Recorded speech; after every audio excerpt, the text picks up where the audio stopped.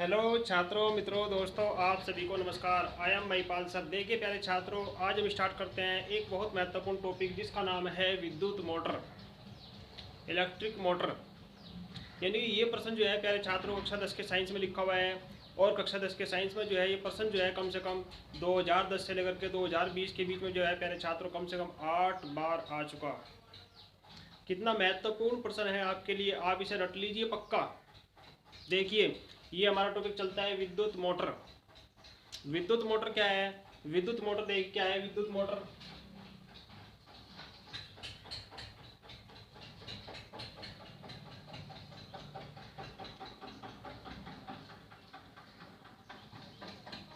सबसे पहले आप विद्युत मोटर की डेफिनेशन समझिए।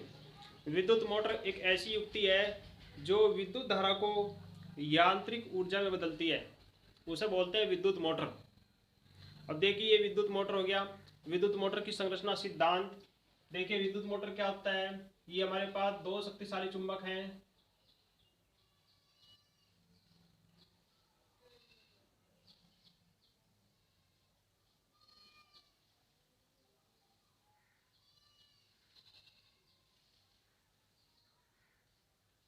ये N और ये S, ये दो शक्तिशाली चुंबक हैं। एक का नाम N और एक का नाम S। इनके बीच में एक कुंडली होती है, A, B, C और D। सबसे पहले क्या है, देखिए ये इसका विद्युत मोटर की संरचना के बारे में, उस विद्युत मोटर का फिगर बनाकर हम आपको समझाते हैं। विद्युत मोटर एक ऐसी युक्ति है जो विद्युत धारा को यांत्रिक ऊर्जा में बदलती है। उसके बाद इसका सिद्धांत है।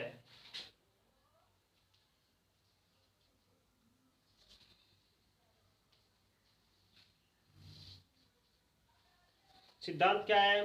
एक कुंडली को, इसमें जो है कुंडली को एक शक्तिशाली चुंबकीय क्षेत्र में रख करके जब उसमें विद्युत धारा प्रवाहित करते हैं तो वह घूमती है। देखो, ये ये एक चुंबकीय क्षेत्र है N और S, शक्तिशाली चुंबकीय क्षेत्र है। इसके बीच में हमने कुंडली रख दी A B C D। ये इसकी सापट है।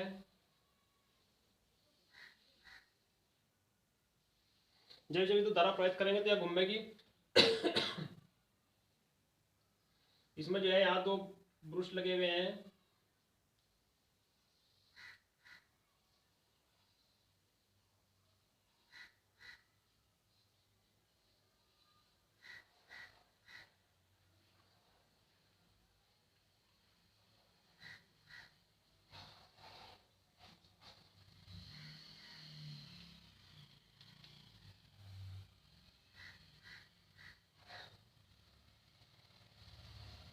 देखो, ये शक्तिशाली चुंबक है, ये इसकी सापट है। ये यहाँ पर जो है आपके पास विभक्त वलय है, रिंग है, जिन्हें बोलते हैं रिंग। इसमें विद्युत धारा प्रवाहित करते हैं। ये सेल लगा हुआ है।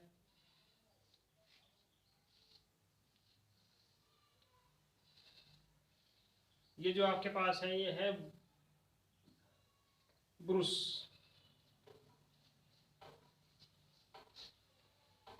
और ये जो आपके पास है ये है विभक्त वलय।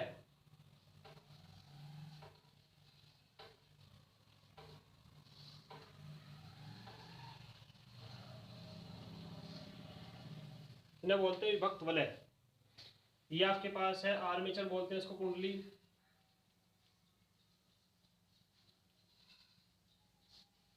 ये दो शक्तिशाली चुंबक है, एक ये है और एक ये है।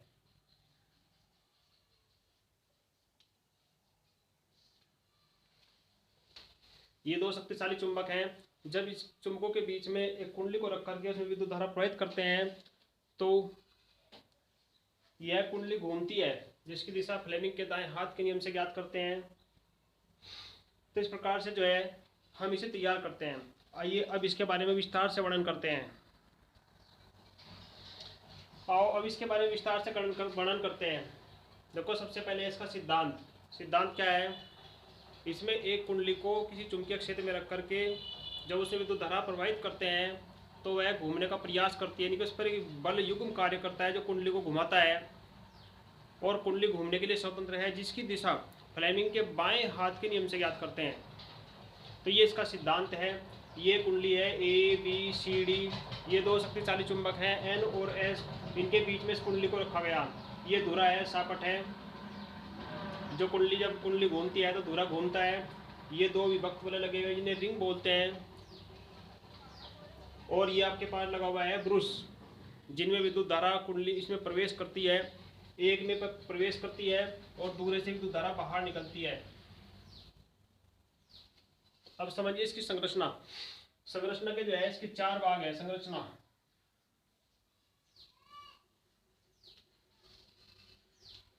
संरचना में इसके 4 भाग है। नंबर 1 भाग इसका है अक्षेत्र चुंबक।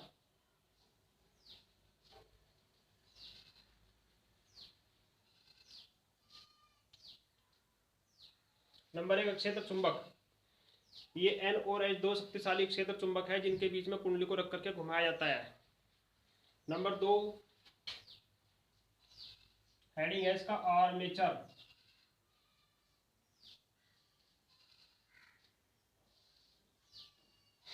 आर्मेचर ये कुंडली है ए बी सी डी, जिसे आर्मेचर बोलते हैं, जो जब इसमें विद्युत धारा प्रवाहित करते हैं, जो घूमने के लिए स्वतंत्र है। ये नरम लोहे के क्रोड पर तांबे के अलग अलग तारों को लपेट कर बनाई जाती है। जब इसमें विद्युत धारा प्रवाहित करते हैं तो ये घूमने का प्रयास करती है, यह घूमती है। अगला टॉपिक हमारा दिया हुआ है विभक्त वलय। ये वाले जो हमारे हैं ये विभक्त वलय है। ये पीतल के 2 छल्ले होते हैं जो धुरातल से जुड़े रहते हैं। जैसे धुरा घूमता है तो ये भी दोनों घूमते हैं। अगला टॉपिक हमारा है नंबर 3, जिसे बोलते हैं विभक्त वलय।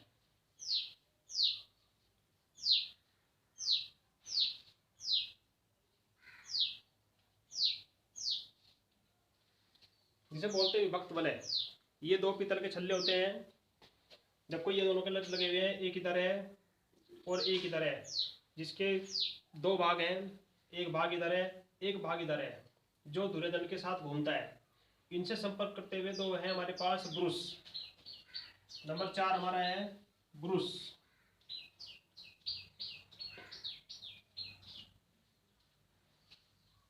नंबर 4 हमारा टॉपिक है वो है ब्रुश। अगला जो है वो है हमारा ब्रुश। देखिए ये हमारे ब्रुश, एक ब्रुश ये है, एक ब्रुश ये है। ये कार्बन की 2 पत्तियां होती हैं जो विभक्त वलय के साथ स्पर्श करती हैं। जब विद्युत धारा इसमें प्रवेश करते हैं, कुंडली घूमती है, धुरा घूमता है, तो एक ब्रुश से धारा प्रवाहित होती है, दूसरे ब्रुश से धारा बाहर निकलती है। तो जैसे ये घूमता है तो उसी प्रकार से इसका संपर्क जो है जो विभक्त वलय है उसके साथ होता है। ये इसे घुमाने का प्रयत्न करता है। विद्युत धारा इससे प्रवेश होती है। जब विद्युत धारा कुंडली में पहुंचती है तो कुंडली चारों ओर घूमती है, क्योंकि एन और एच 2 शक्तिशाली चुंबक हैं। अब देखिए ये इसकी संरचना हुई। नंबर 4 था इसका ब्रुश, और इसके बाद में है इसकी कार्य विधि कि ये कार्य कैसे करता है। आओ हम कार्य विधि के बारे में वर्णन करते हैं। आइए वर्णन करते हैं इसी कार्य विधि पर।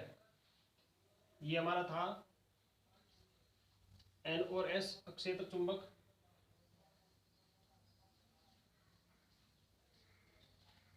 यह चुंबकीय क्षेत्र।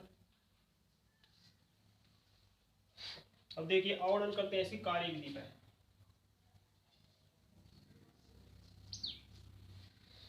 जब कुंडली विद्युत धारा प्रवाहित करते हैं तो ए बी पर तो इसके ऊपर जो है एक बल युग्म कार्य करता है, जिसकी दिशा हम फ्लेमिंग के बाएं हाथ के नियम से ज्ञात करते हैं। ए बी पर बल युग्म नीचे की ओर कार्य करता है, सी डी पर बल युग्म ऊपर की ओर कार्य करता है। एक साइड में नीचे की ओर, दूसरी साइड में ऊपर की ओर कार्य करता है। तो वो जो बल युग्म है वो विपरीत दिशा में है। तो इस प्रकार से जब ये बल युग्म लगातार कार्य करता है तो ये कुंडली को घुमाने का प्रयत्न करता है।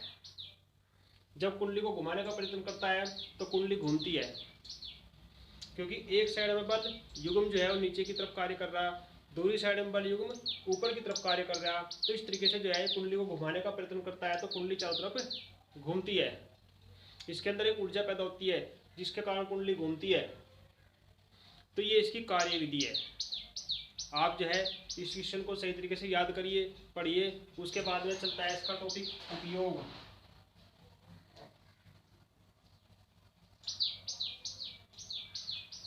क्या क्या इसके उपयोग हैं?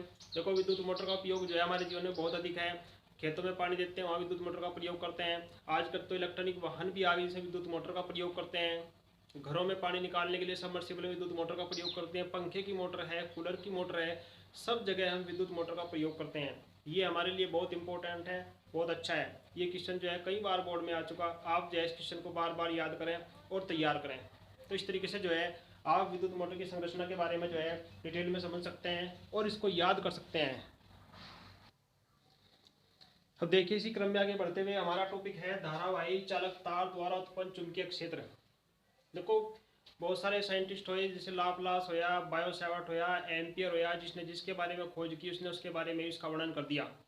जैसे एम्पियर ने विद्युत धारा की माप बताई, इसलिए उसका नाम एम्पियर हो गया, विद्युत धारा का मात्रक है एम्पियर। ऐसे लाप्लास का सूत्र है। ऐसी बायो सैवर्ट एक वैज्ञानिक हुए, बायो सैवर्ट ने भी जो है एक चालक तार लिया, चालक तार का एक खंड लिया, उसमें जो है चुंबकीय क्षेत्र के बारे में उसका वर्णन किया, उसके बारे में उसका सूत्र दिया, उसके बारे में उसे समझाया। एक ये चालक तार का खंड है। जैसे कोई तार है, इसकी लंबाई जो है डेल्टा एल मान ली, ये लंबाई इसकी डेल्टा एल मान ली। तार का छोटा सा टुकड़ा है, खंड है, इसके किसी बिंदु से कुछ दूरी पर कोई बिंदु है, इस खंड के, यानी कि जो खंड है इसमें छोटा सा बिंदु मानते हैं, इससे कुछ दूरी पर, तो इस पर जो है ये बाहर बिंदु है, इस किसी बिंदु से आर दूरी पर कोई बिंदु पी है। इस पी बिंदु पर हमें चुंबकीय क्षेत्र की तीव्रता ज्ञात करनी है। ये जो बाहर बिंदु पी दिया हुआ है, इस पर चुंबकीय क्षेत्र की तीव्रता ज्ञात करनी है। ये बायो सैवर्ट का नियम भी बोलते हैं इसको, बायो तथा सैवर्ट का नियम भी कहते हैं इसको, बायो तथा सैवर्ट।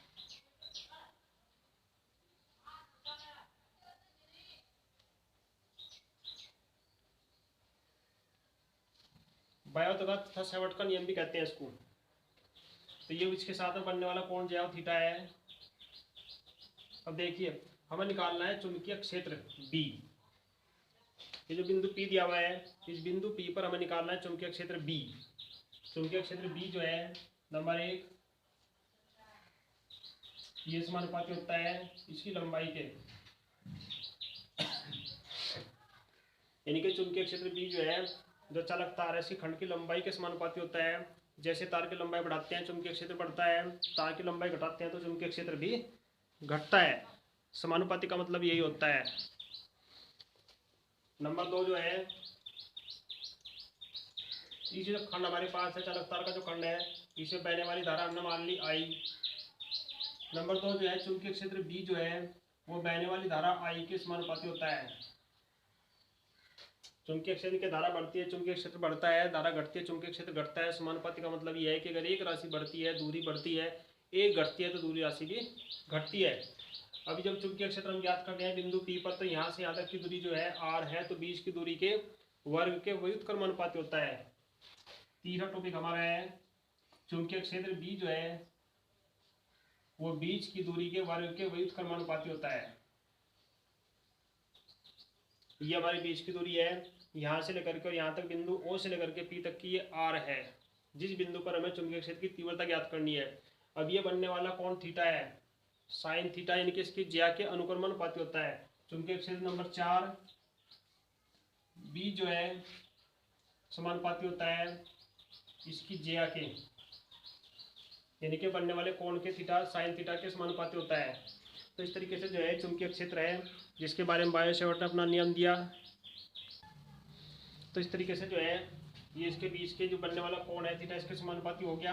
अगर इन चारों नियमों को हम एक जगह इकट्ठा कर दें तो हमारे पास क्या बनता है, समीकरण नंबर 1, 2, 3, 4।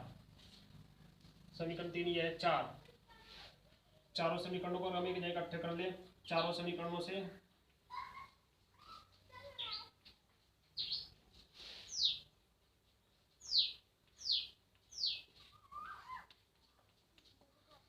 तो क्या होगा हमारे पास, b बराबर b समानुपाती i delta L sine theta और बटे आर स्क्वायर। तो 20 समानुपाती हो गया। चलो समीकरणों को भी इकट्ठा करते हैं। तो एक हमारे पास 20 समानुपाती आई डेल्टा एल और बटे आर स्क्वायर। अब देखिए आगे। तो इस प्रकार से जो है चारों समीकरणों को हमने इकट्ठा कर दिया। इकट्ठा करने के बाद में आ गया 20 समानुपाती आई डेल्टा एल साइन थीटा और बटे आर स्क्वायर। और ये समानुपाती का निशान यहाँ से हटाइए।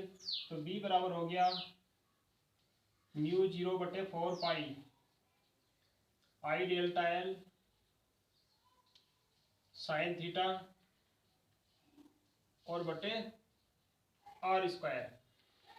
अब देखिए म्यू 0 बटे 4 पाई, म्यू 0 बटे 4 पाई को बोलते हैं चुंबकशीलता, पारगम्यता। ये जो म्यू 0.4 पाई है इसे बोलते हैं चुंबकशीलता। इसका मान होता है 10 की घात -7। तो हम इसको लिख सकते हैं b बराबर आई डेल्टा एल साइन थीटा और बटे आर स्क्वायर गुणा 10 की घात -7। ये इसका मान होता है b का मान होता है 10 की घात माइनस म्यू 0 बटे 4 पाई। चुंबकशीलता पारगम्यता बोलते हैं, इसका मान होता है 10 की घात -7। तो इस तरीके से जो है ये फार्मूला हमें तैयार करना है। अब ये हमारा सूत्र हो गया। चुंबकीय क्षेत्र ज्ञात करना है किसी धारावाहिक चालक के द्वारा किसी बिंदु पर, जिसे बायो-सैवर्ट का नियम भी बोलते हैं।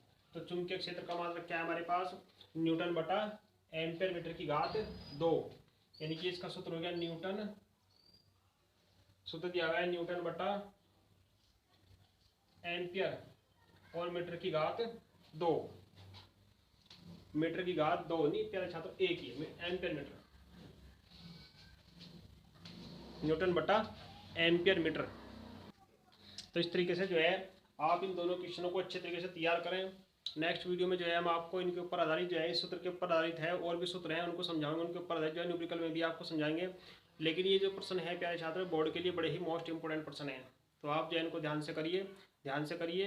वीडियो अच्छी लगे तो लाइक कीजिए, नहीं अच्छी लगे तो ना करिए, कोई बात नहीं। धन्यवाद। जय हिंद, जय भारत।